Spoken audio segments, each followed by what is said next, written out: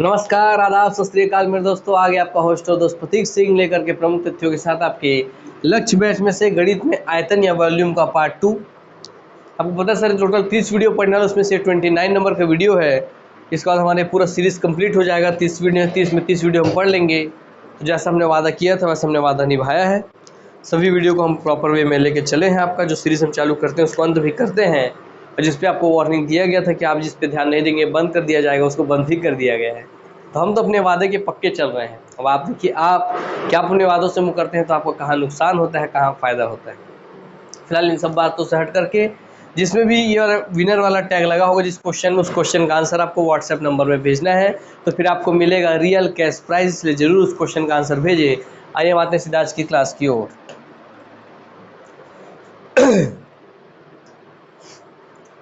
एक शंकु की ऊंचाई 4 मीटर तथा उसका व्यास 6 मीटर है। शंकु की तिरछी ऊंचाई ज्ञात कीजिए। सबसे पहले बात, शंकु किसे बोलते हैं भाई, ये देख लीजिए। कौन इसे बोलते हैं? शंकु, है ना। हाँ, इसकी त्रिज्या r, ये उसका हाइट h, ये हाइट h, और ये इसकी तिरछी, तिरछा नहीं है, तिरछा, ये तिरछी ऊंचाई है। ये तिरछी ऊंचाई है भैया। ये तिरछी ऊंचाई का बात कर रहा है l। इसे कहते हैं तिरछी ऊंचाई, है ना। तिरछी ऊंचाई जो ज्ञात की, तिरछी ऊंचाई। तो मान लीजिए भैया आपको स्पष्ट रूप से क्या दिख रहा है सर, कि अगर ये दिया हुआ है, ये तिरछी ऊंचाई, ये है तिरछी ऊंचाई, है ना। हाँ, यहाँ दिया ये हाइट h, अरे r। तो अगर आपको h और r दिया रहे तो तिरछी ऊंचाई निकाल सकते हैं कि नहीं निकाल सकते हैं सर? हम पाइथागोरस प्रमेय से कर्ण की घात 2 लगाते हैं, तो l का स्क्वायर कर देंगे, तो l का स्क्वायर बराबर h का स्क्वायर प्लस r का स्क्वायर। क्या एक ट्रायंगल बन गया कि नहीं है सर? हाँ सर, ये एक ट्रायंगल बन गया है आपको जैसा कि दिख रहा है, ये ट्रायंगल। तो l का स्क्वायर बराबर है h का स्क्वायर प्लस r का स्क्वायर, आपको मिल गया। तो इसे आप सीधा सीधा निकाल सकते हैं तिरछी ऊंचाई। तो आइए देखते हैं। शंकु की ऊंचाई, ये है मेन h वाला बोलते हैं शंकु की ऊंचाई। शंकु की ऊंचाई h कितनी दी है? 4 मीटर दी है, तो लिख दीजिए 4 का स्क्वायर। हाँ, ये इसका आंसर थोड़ा गड़बड़ा है, इसको थोड़ा सुधार देते हैं ताकि वैल्यू थोड़ा आसान है। इसको कर देते हैं 6 मीटर व्यास को कर देते हैं, इसको कर देते हैं 3, ऊंचाई कर देते हैं 4, इसको कर देते हैं 3। ठीक ठीक, अच्छा नहीं ठीक है, खेला हुआ भी क्या बात है, ठीक है। हाँ सर, एक शंकु की ऊंचाई कितनी सर? ऊंचाई है 4 मीटर। तो ये यहाँ पे जो ऊंचाई है h वाला है, h वाला ऊंचाई कितनी दी है सर? 4 मीटर दिया, तो 4 का स्क्वायर प्लस उसी शंकु का व्यास कितना है? व्यास दिया है 6 मीटर, और हमको तो सर त्रिज्या चाहिए। तो दोस्तों आपको सीधी बात है, त्रिज्या बराबर होता है व्यास बट्टे 2, व्यास बट्टे 2।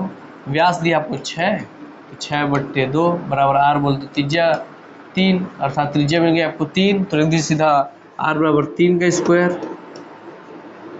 कोई दिक्कत नहीं, आपको तिरछी ऊंचाई l का स्क्वायर निकालना है, तो सीधा ये देखते हैं। l स्क्वायर बराबर 4 का स्क्वायर 16, 3 का स्क्वायर 9, और 16 और 9 जोड़ के हो गया 25। तो l स्क्वायर बराबर 25, तो l बराबर √25, तो l बराबर 5 है मीटर। अर्थात तिरछी ऊंचाई जो l है, जो तिरछी ऊंचाई l है, उस l की वैल्यू आ गई 5 मीटर। ये आपसे पूछा था शंकु की तिरछी ऊंचाई ज्ञात कीजिए। क्लियर हो गई बात है भैया? चलिए आइए आगे बढ़ते हैं नेक्स्ट क्वेश्चन की ओर। दो शंकुओं की ऊंचाई में 5:8 का अनुपात है।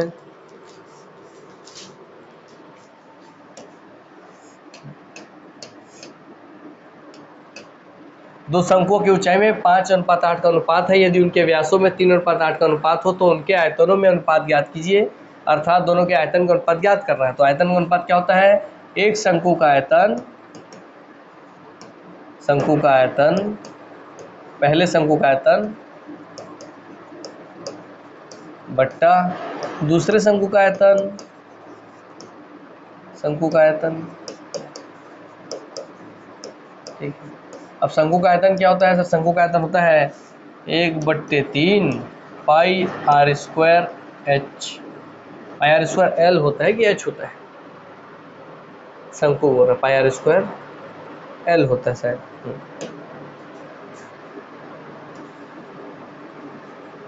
चलिए एक बार क्रॉस चेक कर लेते फॉर्मूले को, है ना। एल होता है कि एच होता है, फॉर्मूला एक बार मेरे को एल या एच में थोड़ा कन्फ्यूजन जा रहा है। शंकु का आयतन और लंबवत ऊंचाई एच ही होता है दोस्तों, जो पहले लिखा था मैंने, इसलिए डाउट जा रहा था। जो एच था ना इधर, ये दो हाइट है, ये एच, ये वाला एच लेना है, एल को नहीं लेना है, ठीक। वो आपके सरफेस एरिया निकालते के टाइम पे काम आता है वो। तो हाँ सर, शंकु का आयतन होता है, पहले शंकु का आयतन 1/3 पाई आर स्क्वायर है, R1 है, H1 है, ठीक है। दूसरे शंकु का आयतन वही होगा 1/3 पाई R2 स्क्वायर H2, यही बोला था। तो दोनों शंकुओं का उनके आयतनों में अनुपात याद कीजिए, उनके आयतन का अनुपात ये है, ठीक। अब इसको अनुपात के रूप में लिखने के लिए काम और करते हैं, इधर लिखते हैं 1/3 पाई R1 स्क्वायर H1 अनुपात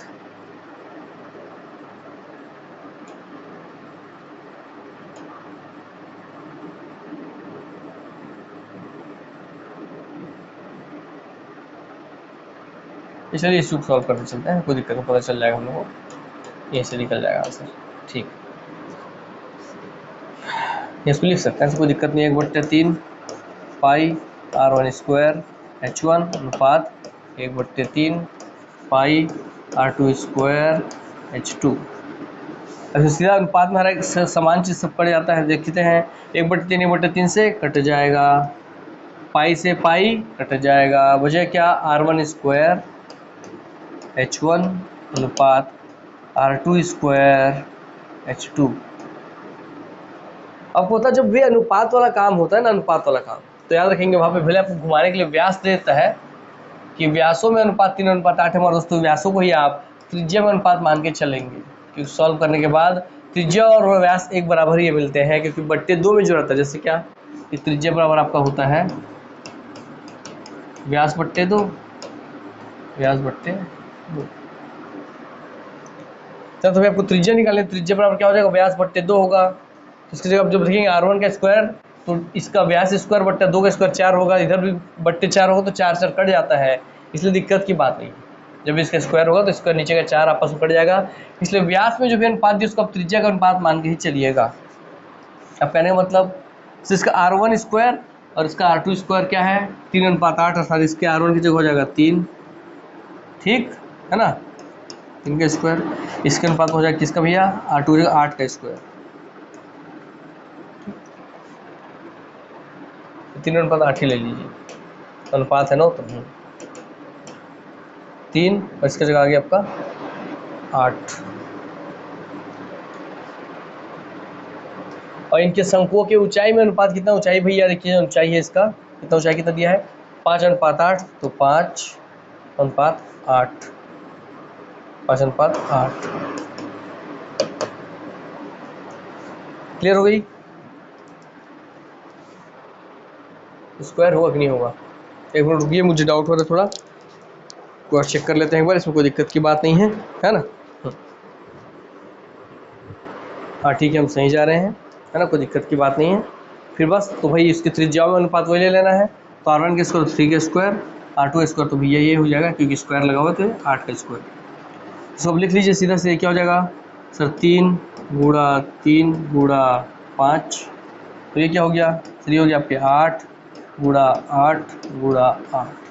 दोनों का अनुपात कितना निकाल लेते हैं सर, 3 × 9, 9 × 5 = 45, 3 × 9, 9 × 5 = 45 अनुपात 8 × 8 = 64, 64 अट्ठे कितना होता है, 64 दहाम 640 होता है, तो 64 अट्ठे लेना है 512, 8 अट्ठे 64 और 4 8 चौके 32, हाँ 512 होगा। तो अनुपात मिल गया दोस्तों 45:512, दोनों ही शंकुओं के आयतन में अनुपात है 45:512, ठीक। सिंपल, इसका मैंने रखा, इसका मैंने रखा, जो सेम था उसको मैंने काट दिया, 1/3 पाई, 1/3 पाई काट दिया। R1 का वैल्यू, R1/R2 का वैल्यू दिया था 3/8, तो स्क्वायर उसका चला गया। H1/H2 का अनुपात दिया था आपका 5:8, तो 5 और 8 मैंने रख दिया, सीधे इसको सॉल्व किया और आंसर मिल गया 45:512। सिंपल सा क्वेश्चन है, आइए आगे बढ़ते हैं। 3.5 सेंटीमीटर त्रिज्या और 40 सेंटीमीटर ऊंचाई वाले बेलन का पिघलाकर एक गोला बनाया गया है, तो गोले की त्रिज्या ज्ञात कीजिए। क्या बोल रहा है, देखिए कभी किसी चीज़ को पिघलाने का बाद जब भी आता है कि इसको पिघला के वो बनाया गया, उसको पिघला के हो गया, तो आयतन को आपस में बराबर करना होता है।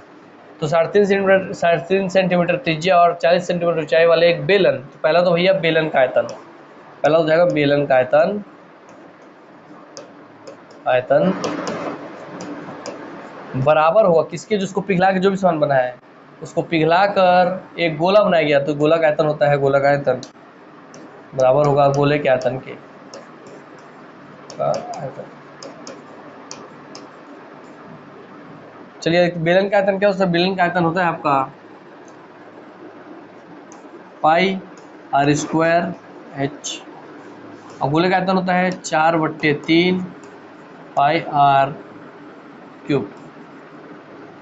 ठीक, यस सर, ये दोनों का आयतन का फॉर्मूला होता है, फॉर्मूला आपको याद होगा तभी आप बना पाएंगे। तो दोनों का आयतन बराबर कर दिए, क्योंकि पिघला करके समान आयतन का ही समान बनता है। ठीक, तो 3.5 सेंटीमीटर त्रिज्या और 40 सेंटीमीटर ऊंचाई वाले बेलन को पिघला दिए, तो पाई का वैल्यू ऐसी रहेगी अभी आपका, है ना। चलिए पाई से मैं पाई को काट भी देता हूँ। ठीक, तो 3.5 सेंटीमीटर त्रिज्या थी, तो आर बराबर लिख दीजिए भाई 3.5 3.5 गुणा 3.5, और हाइट कितनी थी 40 सेंटीमीटर ऊंचाई, तो एच बराबर हो गया 40 बराबर क्या हो गया भाई 4/3। यहाँ आर क्यूब क्या है भाई, तो निकालना है, पिघलाकर एक गोला बनाया गया, गोले की त्रिज्या ज्ञात कीजिए, तो यही तो आर का वैल्यू निकालना है। ये तो आपको जो आर क्यूब है इसमें आर का वैल्यू निकालना है, कोई दिक्कत नहीं है। आर क्यूब बराबर ये 3 इधर गुणा होगा, 4 नीचे आएगा, तो लिख लीजिए 3.5 गुणा 3.5 गुणा 40 इंटू 3, ये 40 है, इंटू 3/4 ये हो गया। सर दोस्तों अब आर का वैल्यू निकालेंगे, सबको सॉल्व करके वही आपका आंसर होगा, आपके दशमलव में आएंगे आंसर, है ना। थोड़ा सॉल्व इसको और सरल कर लेते हैं, आइए सर 4 एक कम 4, 4 दहाम 40, ये भी हो गया। चलिए और बोलिए क्या कर सकता है, वैसे क्यूब लगाना है, क्यूब।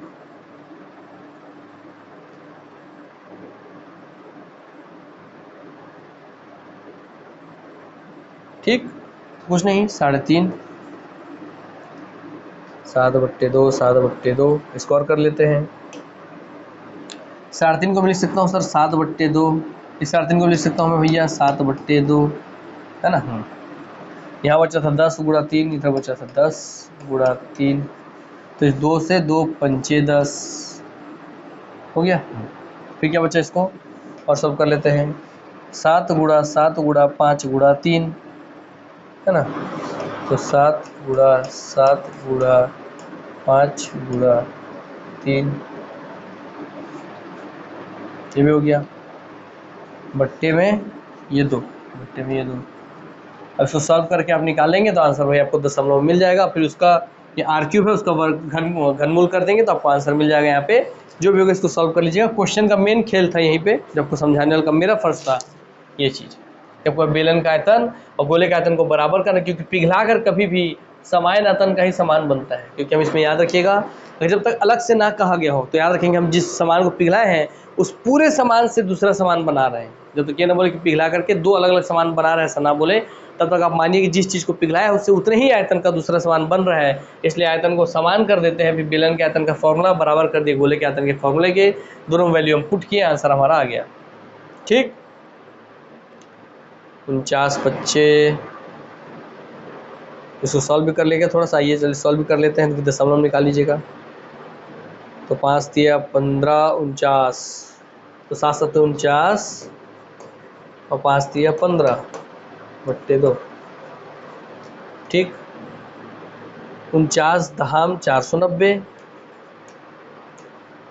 और 490 का आधा हो जाएगा 245, तो 5 9 4 13 3 हाथ में 1 5 2 7 735, क्या रहेगा 735/2। ये 735/2 ऐसे ही करने तो दशमलव में आ जाएगा। 700 का आधा हो गया 350, 350 300 350 365 365 367 367.5, उसको बट्टे 2 करेंगे तो इतना आएगा, है ना। 350, 30 का आधा 15, तो भाई 360 10 5 65 और 5 का आधा 2.5, तो 367.5 ये आ जाएगा। इसको सॉल्व कर लेंगे। अभी 350 67.5 का आप घनमूल करेंगे तो r क्यूब बराबर, ये r बराबर हो जाएगा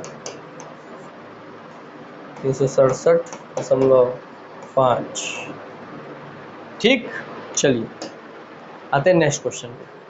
एक गोला एक बेलन की संपूर्ण पृष्ठ समान है, अर्थात एक गोले के संपूर्ण पृष्ठ समान है किसके, एक बेलन के संपूर्ण पृष्ठ का। तो लिख लीजिए एक गोला की संपूर्ण पृष्ठ, एक गोला का, आपको सबका फॉर्मूला पता होगा तभी काम बनेगा। एक गोला का संपूर्ण पृष्ठ का क्षेत्रफल, जो संपूर्ण पृष्ठ का क्षेत्रफल का फॉर्मूला जो भी होता है, बराबर किसके है, एक बेलन के संपूर्ण पृष्ठ के, बेलन के संपूर्ण पृष्ठ, है ना भैया। एक को हटाते हैं, तो गोला का संपूर्ण पृष्ठ बराबर है बेलन का संपूर्ण पृष्ठ, बोला वही है एक गोला का संपूर्ण पृष्ठ एक बेलन के संपूर्ण पृष्ठ के समान है, मैंने बराबर है। उनकी ऊंचाइयों में अनुपात ज्ञात करना है, उनका हाइट जो भी होगा उसमें अनुपात ज्ञात करना है। तो भाई गोला का संपूर्ण पृष्ठ क्या होता है, होता है 4πr²। अब बेलन का संपूर्ण पृष्ठ क्या होता है, बेलन, तो बेलन का संपूर्ण पृष्ठ होता है भैया आपका 2πr+h। कैसे निकलता है आइए थोड़ा बता भी देता हूँ।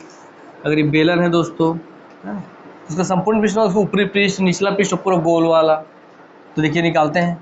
ऊपरी पृष्ठ क्या हो जाएगा, ऊपरी पृष्ठ क्षेत्र πr², नीचे का πr², अर्थात क्या मिल गया, 2 ठो πr², क्योंकि वृत्त का क्षेत्रफल क्या होता है πr², यहाँ भी वृत्त πr², तो 2 बार πr², ठीक है, प्लस इसके चारों ओर, ये भी तो सरफेस है, ये सरफेस पूरा गोल गोल आई हुआ, जिसका फॉर्मूला होता है 2πr परिधि, 2πr और कितने h हाइट तक, तो 2πrh।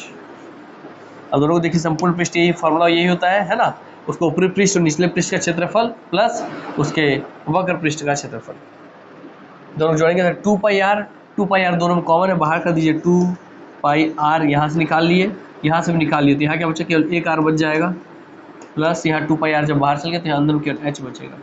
इसे सीधा सीधा मैं लिख दिया था 2πr+h, 2πr+h। ठीक, तो ऐसे आता है दोस्तों, ये रटने का जरूरत नहीं, सीख ले सकते हैं आप हर एक चीज़ को। चलिए ये हो गया संपूर्ण पृष्ठ का क्षेत्रफल, कोई दिक्कत नहीं है। उनकी ऊंचाइयों में अनुपात निकालना है, रखते हैं, चलिए कोई दिक्कत नहीं है। पाई से पाई को काट देते हैं पहले, तो दिक्कत ही नहीं है ना, तो पाई से इसको नहीं काटते, पाई भैया से पाई भैया मैं यही काट देता हूँ, चलिए ठीक। फिर इस 2 से 2 एक कम 2 से 2 दूनी 4 में ही काट देता हूँ। इधर क्या बचता है, इधर क्या बचता है आपका, इधर बचता है आपका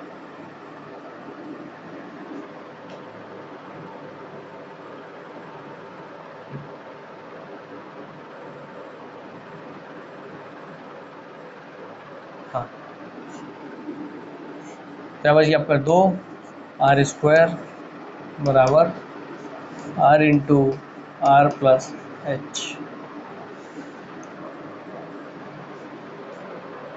उनकी ऊंचाइयों में अनुपात ज्ञात कीजिए, उनकी ऊंचाइयों में अनुपात ज्ञात कीजिए, ठीक है।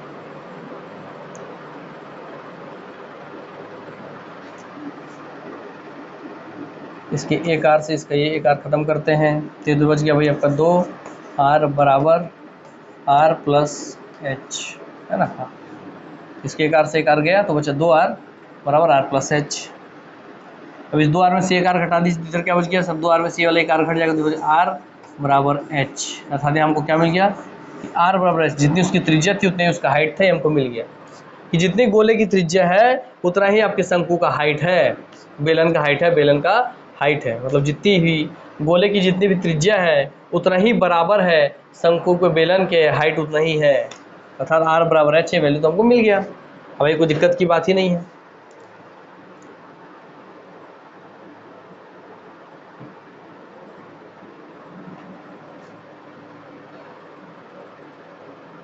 ऊंचाइयों में अनुपात ज्ञात कीजिए, तो गोले का ऊंचाई क्या होता है सर, गोले का ऊंचाई क्या होता है सर, गोले का ऊंचाई देखिए, अब हाँ यहाँ से तो मिल गया, हम r बराबर h एक संबंध मिल गया। अब आप चित्रों पे आइए सर, गोले का ऊंचाई और एक आपके शंकु का ऊंचाई देखते हैं ना। हाँ सर, गोले का ऊंचाई क्या होता है सर, गोले का ऊंचाई होता है उसका व्यास, किसी भी गोले का ऊंचाई उसका क्या होता है सर, किसी भी गोले का ऊंचाई उसका व्यास होता है ना भाई। किसी गोले की ऊंचाई क्या बोलेंगे, कोई गोल चीज़ है तो उसका ऊंचाई क्या बोलेंगे, नीचे से ऊपरी सतह उसका व्यास कहलाएगा कि नहीं। हाँ सर, तो व्यास मतलब क्या होता है सर, व्यास कहलाएगा उसकी ऊंचाई। तो व्यास बराबर क्या होता है सर, व्यास बराबर होता है 2r, और शंकु की जो ऊंचाई हो तो ऊंचाई h ही होती है। उसकी ऊंचाई तो क्या होती है भैया सर, उसकी ऊंचाई तो h ही होती है, h ही होती है, या तो d फॉर व्यास ऊंचाई। तो आप बराबर कर दीजिए किसको, h को।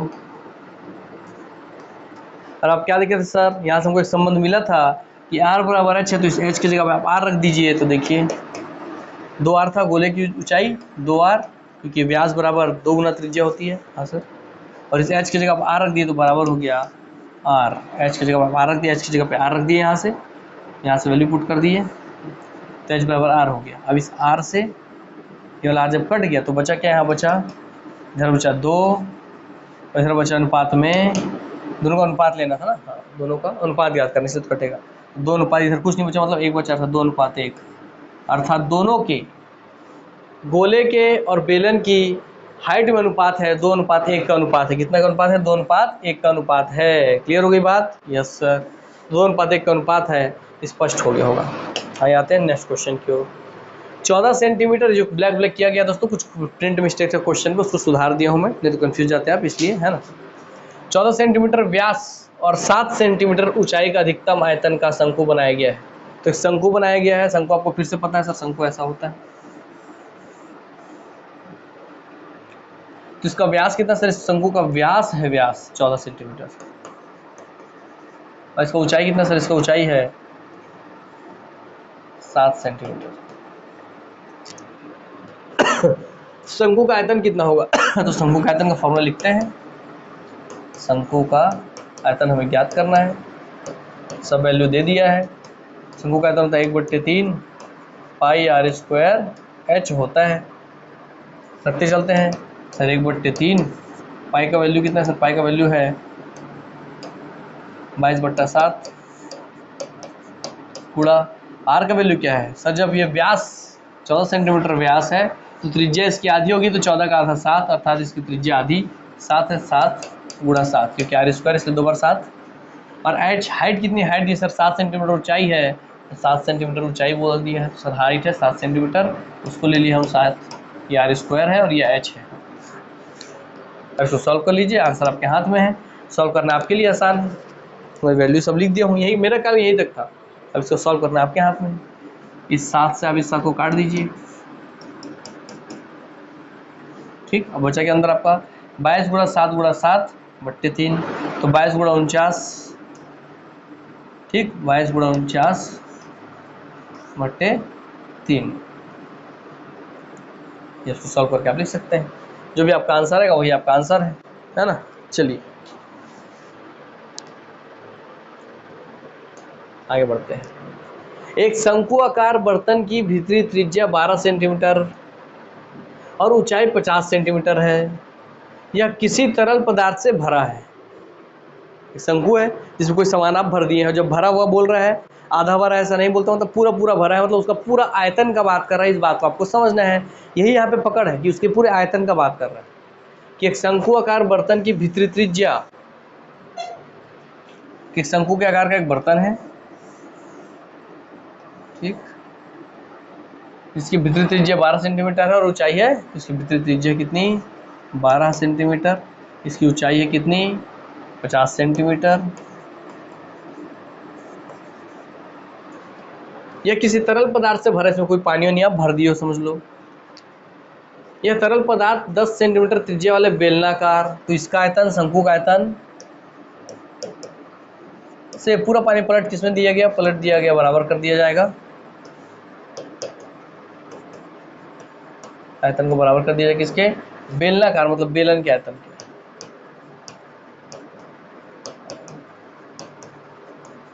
क्योंकि इसका पूरा तरल पदार्थ, इसके जितना पानी भर उस पूरे को पलट दिया गया, 10 सेंटीमीटर त्रिज्या वाले बेलनाकार बर्तन में उलट दिया जाता है। तो बेलन बना लीजिए,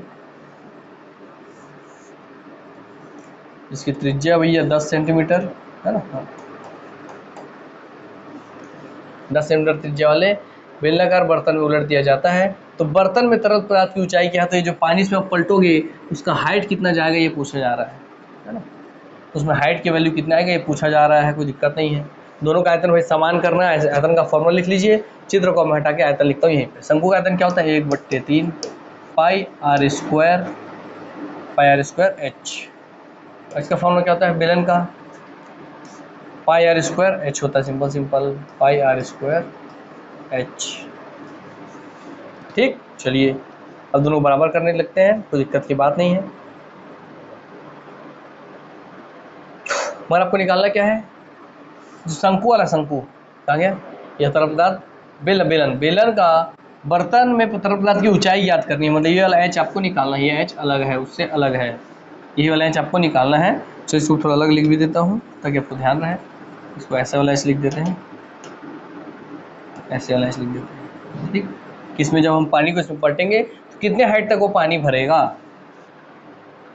तो आइए करके देखते हैं। ये जो वैल्यू है इस पाई स्क्वायर पूरा इधर आ जाएगा, केवल एच का वैल्यू निकालना, तो लिख लेते हैं। ये देखिए 1/3 इधरी है, पाई इधरी है, आर स्क्वायर इधरी है, ये एच इधरी है, इधर से पाई आर स्क्वायर नीचे आ जाएगा, बट्टे पाई आर स्क्वायर बराबर उधर निकलेगा क्या एच, यही एच तो आपको चाहिए हाइट। सीधा इस वैल्यू इस फॉर्मूले में वैल्यू पुट कर देते हैं। आइए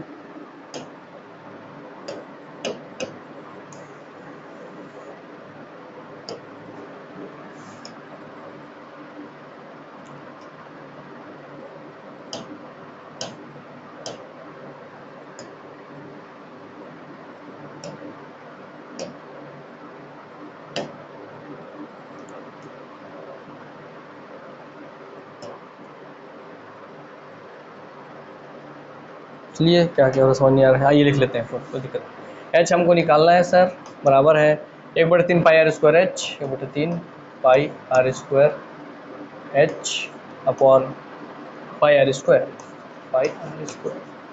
कोई दिक्कत नहीं है। एच का वैल्यू निकालने के लिए वैल्यू पुट करते जाइए, 1/3 लिख दीजिए, पाई का वैल्यू पाई से पाई तो कट जाएगा, तो पाई का वैल्यू दिक्कत ही नहीं है। आर स्क्वायर, तो शंकुआकार बर्तन की त्रिज्या कितनी थी 12 सेंटीमीटर थी, तो ये उधर हो गया भैया 12 गुणा 12 हो गया है ना, ये वाला 12 गुणा 12, और हाइट कितनी थी 50 सेंटीमीटर थी, लिख देते हैं 50 सेंटीमीटर बट्टे आर स्क्वायर सेकंड वाले की त्रिज्या कितनी है 10 सेंटीमीटर, तो हो गया 10 गुणा 10। अब इसको आप सॉल्व करेंगे, यहाँ से आपको एच का वैल्यू मिलेगा, वही आपका आंसर है, काम खत्म। मेन मुद्दा यही पे समझने का था, है ना, इसकी हाइट निकालती कि इसकी किस हाइट तक पानी भरेगी। क्लियर, चलिए इसको आप सॉल्व कर लीजिए, आपको सॉल्व करना है तो।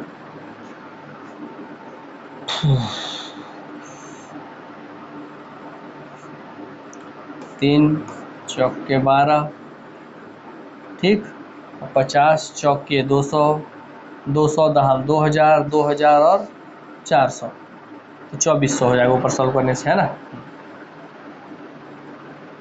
500 600 6 चौक 2400, ऊपर हो गया भैया 2400, ठीक, और नीचे हो गया भैया वैल्यू 100, अर्थात 2 जीरो 2 जीरो खत्म। हाइट मिल गया भैया आपको 24, क्या था हाइट सेंटीमीटर। क्लियर, हाँ सर आपको हाइट मिल गया कि 24 सेंटीमीटर की ऊंचाई तक पानी भरा रहेगा, कोई दिक्कत डाउट अब आपको नहीं है। ठीक, तो 12 पंचे 60 बोले तो 600, 600 चौके 2400, तो 2400 बट्टे 10 दाम 100, 100 100 100 बट्टा 24 आ गया। 24 सेंटीमीटर हाइट तक पानी भरेगा अर्थात इस 12 सेंटीमीटर त्रिज्या और 50 सेंटीमीटर हाई वाले शंकु में जो भी पानी है, जब उसको इस 10 सेंटीमीटर त्रिज्या वाले शंकु में बेलन में पलटोगे तो इसमें हाइट 24 सेंटीमीटर हाइट तक वो पानी भर जाएगा। क्लियर हो गई बात, यस। आइए, तो आपको एच का वैल्यू मिल गया 24 सेंटीमीटर। आते हैं नेक्स्ट क्वेश्चन की ओर। समान व्यास और समान ऊंचाई वाले एक बेलन, याद रखिए हम क्या बोल दिया, देखिए हम बोल दिया एक बात, इस व्यास समान, व्यास मैंने डी किसके समान है, समान ऊंचाई के मैंने एच के समान है, तो समान व्यास और समान ऊंचाई वाले एक बेलन, एक ऐसा बेलन है जिसका व्यास भी समान है और उसका ऊंचाई भी समान है, और डी बराबर 2r होता है, तो डी बराबर व्यास है, इस बराबर 2r होता है, बराबर एच होता है। इसका मतलब उसके हाइट का त्रिज्या कैसे है, त्रिज्या उसके हाइट के आधे के बराबर है। ठीक है, अब आते हैं समान व्यास और समान ऊंचाई वाले एक बेलन हो गया और एक शंकु, दोनों का आपस में संबंध पता चल गया। तो एक बेलन और शंकु का बात कर रहे हैं कि इन दोनों का व्यास और हाइट समान है।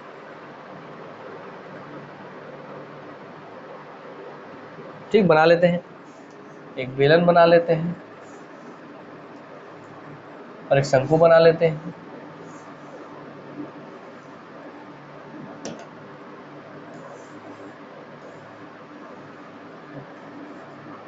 तो समान व्यास और समान ऊंचाई वाले एक बेलन, तो देखिए इन दोनों का क्या है, इन दोनों का व्यास समान है, दोनों का व्यास समान है, दोनों का हाइट भी समान है, दोनों का हाइट भी समझिए समान है, ये बोल रहा है। बेलन और शंकु तक का बात कर दिया। इसके बाद आगे बढ़ते हैं और लगा दिया इधर का। एक गोले के आयतनों का अनुपात क्या होगा। अब इन तीनों का आयतन का अनुपात आपको निकालना है। ये संबंध यहाँ पे दे दिया। उसके बाद अब आगे बढ़ते हैं हम लोग आगे से। यार संबंध है कि तीनों के और एक गोले के आयतनों का अनुपात ज्ञात कीजिए। तो आयतन क्या होता है सर लिखिए। पहले तो है बेलन का आयतन अनुपात शंकु का आयतन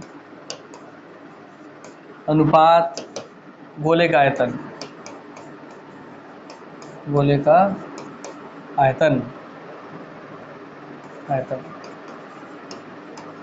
ठीक है सर। बेलन का आयतन क्या होता है सर। बेलन का आयतन होता है आपका पाई आर स्क्वायर एच।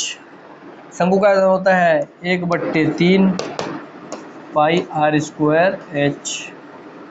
और आपके गोले का आयतन होता है 4/3 पाई आर क्यूब। ये सब तीनों का बेलन का अनुपात है, तीनों का आयतन है। आयतनों का अनुपात ज्ञात करना, तीनों का आयतन का मैंने अनुपात में रख दिया। अब यहाँ मैंने एक चीज़ क्या सीखा था, यहाँ से मैं एक चीज़ निकाल समझ सर कि h बराबर 2r होता है। तो जहाँ जहाँ भी h है वहाँ भैया 2r डाल देता हूँ, तब मैं आगे सॉल्व करना चालू करता हूँ। तो यहाँ क्या हो गया, पाई आर स्क्वायर पहले से है, इस r h की जगह पे आ गया 2r, तो लिख देता हूँ भैया यहाँ पे मैं 2r के अनुपात। यहाँ 1/3 को 1/3 रहने देता हूँ। पाई वैसी है, आर स्क्वायर वैसे ही है। यहाँ h बराबर क्या, h बराबर यहाँ भी हो जाएगा 2r। तो यहाँ तो कोई दिक्कत है, h है ही नहीं, तो यहाँ लिख दिए सिंपल 4/3 है ना पाई आर क्यूब। तो इधर आगे सॉल्व कर लेते हैं इसी को। आइए आगे बढ़ा के।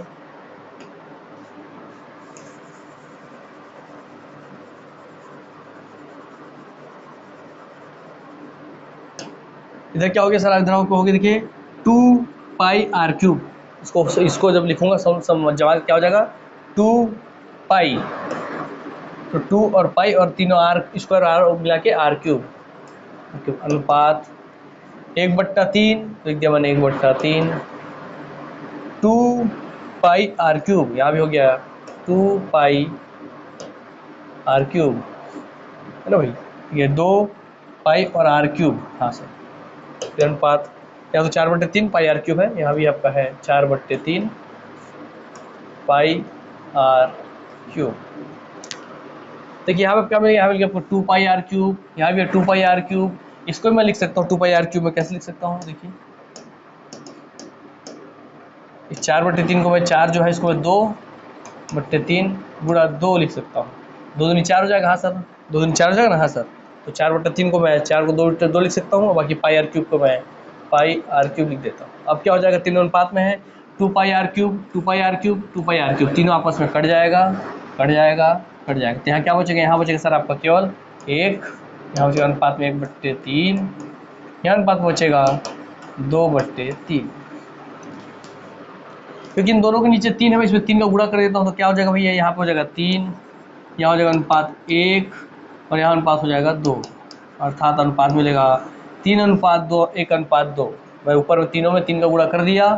जैसे ऊपर में 3 का गुणा करूँगा मैं इसके पूरे के ऊपर में, तो यहाँ हो जाएगा 3 1 कम 3, यहाँ गया 3 तो 3 से 3 कट के यहाँ बचेगा 1, तो 1, यहाँ गया 3 तो 3 से 3 कट गया बचेगा 2, तो 2। तो 3:1:2 ये अनुपात मिल रहा है आपको तीनों के आयतनों के बीच में।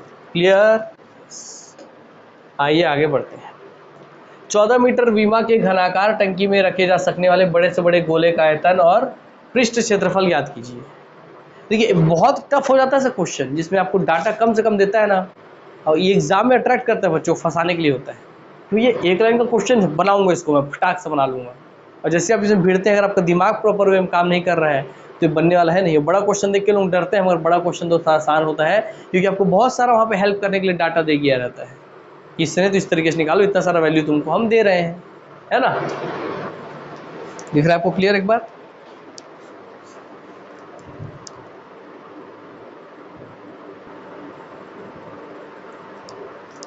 क्लियर बातें? चलिए तो ये देखते हैं इसको क्या बोल रहे हैं। क्वेश्चन से आपको हिंट निकालना होगा। पहले बोला 14 मीटर बीमा है, और आगे इसमें मेन कैच है, यहाँ पे घनाकार टंकी है। इसमें मेन कैच है घनाकार, मतलब घनाकार, क्योंकि अगर घन है तो घन है मतलब सर घन की लंबाई बराबर चौड़ाई विड्थ, है ना, विड्थ बराबर ऊंचाई बोल तो हाइट, तीनों आपस में बराबर होती है। तो length is equal to width is equal to height. तो लंबाई हो चाहे चौड़ाई हो चाहे ऊंचाई हो, घन की तीनों बराबर होती है, अर्थात जो भी घन बना है उसकी 14 मीटर सब है, 14 मीटर उसकी लंबाई भी है, 14 मीटर उसकी चौड़ाई भी, 14 मीटर उसकी ऊंचाई भी है। ऐसा एक टंकी बना हुआ है घन के आकार का, अर्थात एक ऐसा टंकी बना है जिसमें आपका जिसका हाइट है 14 मीटर, जिसका भाई लंबाई है 14 मीटर, जिसका भाई चौड़ाई भी है 14 मीटर। समझ में आ गया बात? हाँ सर, इसका चौड़ाई भी है 14 मीटर। समझ में आ गया बात? ऐसा टंकी बना हुआ है। क्लियर? ये टंकी है दोस्तों, इसका लंबाई भी 14 मीटर, चौड़ाई भी 14 मीटर और हाइट भी 14 मीटर है, ये समझ के आप रख सकते हैं। चलिए इतना आप समझ गए होंगे, तो आगे बढ़ते हैं। यही क्या था पूरा कि आपको लंबाई चौड़ाई ऊंचाई तीनों मिल गया इस दो शब्द से। आगे बढ़ते हैं। इस टंकी में रखे जा सकने वाले बड़े से बड़े गोले का आयतन और पृष्ठ क्षेत्रफल ज्ञात कीजिए। अब यहीं पे एक समझ की बात है, वही जब कोई टंकी का हाइट 14 है, चौड़ाई 14 है, लंबाई 14 है, तो उसमें भैया अधिकतम 14 देखिए, क्योंकि अगर कोई टंकी मान लीजिए, टंकी आपके सामने से आप देख रहे हैं, सामने से, हाँ सर, सामने से टंकी आप सामने वाला हिस्सा देख रहे हैं, भाई इसकी लंबाई पूरी 14 है, तो इसमें कोई भी अगर आप गोला फिट करेंगे तो अधिकतम 14 ही रहेगा ना इसका, मतलब 14 से बाहर तो जा नहीं सकता। हाँ, तो 14 की जो सीमा है उससे बाहर तो जाएगा नहीं। और गोले का जो दो विपरीत बिंदु होता है, गोले के दो विपरीत बिंदु गोले के व्यास को दर्शाते हैं, अर्थात इसका मतलब गोले का व्यास आपको मिल गया यहीं से 14 सेंटीमीटर। यही तो हिंट था, यही 14 सेंटीमीटर गोले का व्यास बन जाएगा। अब गोले का व्यास अगर 14 सेंटीमीटर हो गया तो गोले की त्रिज्या क्या बनेगी? त्रिज्या होती है व्यास की आधी, मतलब 7 सेंटीमीटर गोले की त्रिज्या होगी। गोले की त्रिज्या 7 सेंटीमीटर, क्योंकि व्यास का आधा होता है त्रिज्या। अब सब चीज़ बन गया। तो बोला भैया गोले का आयतन निकालिए, ये एक चीज़ निकालना है आपको, और उसी बोला है उसका पृष्ठ क्षेत्रफल निकालिए, तो ये कोई दिक्कत नहीं है। सर गोले का आयतन क्या होता है? सर गोले का आयतन का फॉर्मूला लगा दीजिए। गोले का आयतन होता है आपका 4/3 पाई आर क्यूब। अब बोलेगा भैया आपको बोल रहा है क्या? पृष्ठ क्षेत्रफल, तो 4 पाई आर स्क्वायर, वो निकाल लीजिए गोले का पृष्ठ क्षेत्रफल।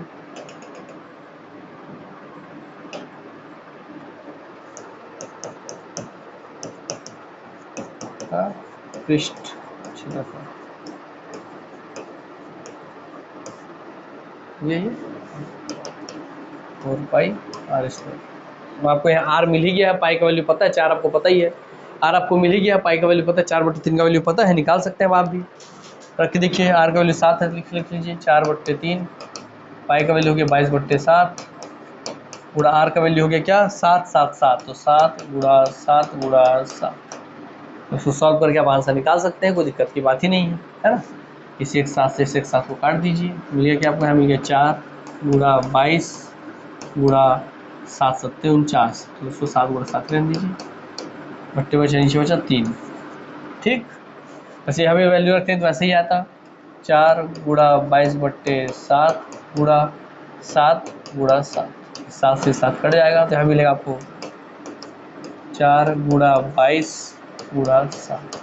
तो 4 गुणा 22 गुणा 7 यहाँ भी है, वैसे यहाँ पर भी है, और 7/3 एक्स्ट्रा है। इसको सॉल्व करिए, आंसर आपके हाथ में, बिना किसी दिक्कत टेंशन के। बस मेन खेल यही लगता है कि आपको ये समझना था कि गोले का व्यास क्या होगा? 14 सेंटीमीटर हो जाएगा, तो गोले की त्रिज्या उसकी आधी 7 सेंटीमीटर होगी।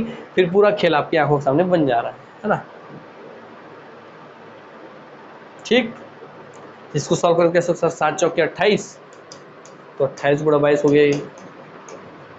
चलिए लेते हैं हम लोग। सर 28 दहाम 280, 28 दहाम 280, 28 दूनी 56, तो 28 दहाम 280 और 28 दूनी 560, 560 और 560 और प्लस 56 बोला, 6 और 6 5 11 का एक हाथ में 1 6 616, तो यहाँ भी आपको मिल गया आंसर 616। ठीक, बस इसको सॉल्व कर लीजिएगा, आंसर आ जाएगा, कोई दिक्कत नहीं। आ गया भैया विनर प्राइज वाला क्वेश्चन। इस क्वेश्चन का स्क्रीनशॉट ले लीजिए और इसको हमारे व्हाट्सएप नंबर 9406421014 में आप मैसेज करके भेजिए, वहाँ पे इस क्वेश्चन का स्क्रीनशॉट भेजिए और इसके साथ ही साथ इसका सही आंसर भेजिए। तो स्क्रीनशॉट प्लस आंसर आप भेजेंगे, आंसर आपका सही रहेगा तो आप में जो भी विनर होंगे उनको मिलेगा रियल कैश प्राइज दोस्तों। तो रियल कैश प्राइज जीतने का मौका ना छोड़े और जरूर इस क्वेश्चन का आंसर हमारे व्हाट्सएप नंबर में भेजें। और जो पीछे जितना भी मैं पढ़ाया सबका जो हैंड रिटन नोट्स है, जितना दिख रहा है आपको सब सॉल्व किया हूँ मैं, इसका पूरा हैंड रिटन लिखा हुआ नोट्स ऐसे एज इट इज ये क्वेश्चन से सॉल्यूशन चाहिए वैसे के वैसे ही, तो भी इसी व्हाट्सएप नंबर में आप मैसेज करेंगे तो भी आपको अवेलेबल हो जाएगा। एक छिन्नक, चलिए छिन्नक क्या होता है आपको समझा दे रहा हूँ। छिन्नक ऐसा होता है,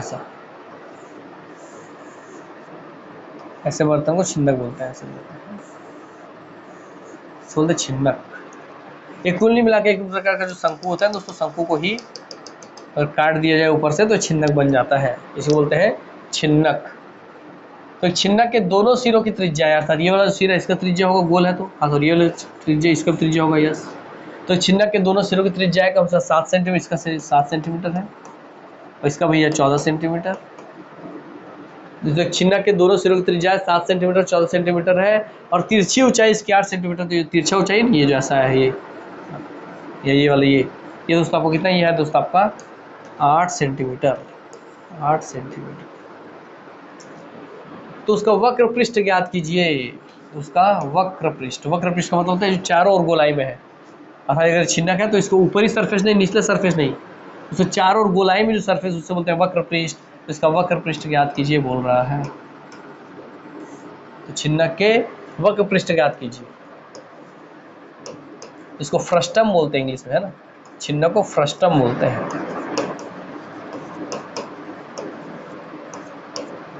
इसका वक्र पृष्ठ का क्या होता है भैया फॉर्मूला, रुकिए देख लेते हैं एक बार। उस फॉर्मूले को रखिए, फॉर्मूला आपको पता है तो वैल्यू पुट कीजिए, आंसर आपके हाथ में, नहीं पता है तो छोड़ दीजिए। ये होता है पाई R1 plus R2 into L, कुछ नहीं, जो दोनों त्रिज्याएं हैं दोनों को जोड़ दीजिए और 8 से गुणा कर दीजिए तो पाई वैसी ही, पाई का पाई वैसी है। R1 प्लस R2 कितने हैं 7 और आपका 7 प्लस 14 सेंटीमीटर दिया हुआ है और L कितना दिया भाई, तिरछी ऊंचाई L दिया आपको 8 सेंटीमीटर, गुणा 8 कर दिया तो क्या हो गया सर से 21 गुणा 8 हो गया, है ना। हम क्योंकि भाई आपका पाई वैसे रहने दीजिए, 7 14 21 हो गए जुड़ के आपस में और गुणा 8, इसको आप सॉल्व करके लिख लीजिए।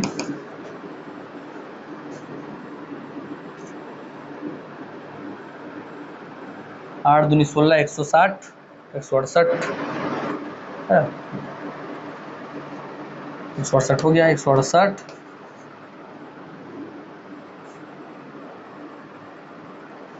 168 पाई, ये आपका आंसर हो गया 168 पाई। ठीक, चलिए मैं पाई की फॉर्म में आंसर लिख दिया हूँ। तो ये होता है दोस्तों छिन्नक का आपका वक्र पृष्ठ का फॉर्मूला। छिन्नक और कोई फॉर्मूला बता दूं क्या, देख लेते हैं, वो रुकिए। नहीं, छिन्नक का बस आपसे यही वाला पूछेगा, इससे ज़्यादा बहुत बड़े बड़े कठिन हो जाएंगे फॉर्मूला आपके लिए। इसलिए छिन्नक से कभी क्वेश्चन आएगा तो यही वाला फॉर्मूला आपसे पूछेगा, उसका वक्र पृष्ठ वाला, इसलिए इसको अच्छे से याद रख लीजिए। दोनों त्रिज्या को जोड़ के L से गुणा करना है, बात खत्म हो गया, पाई लगा के।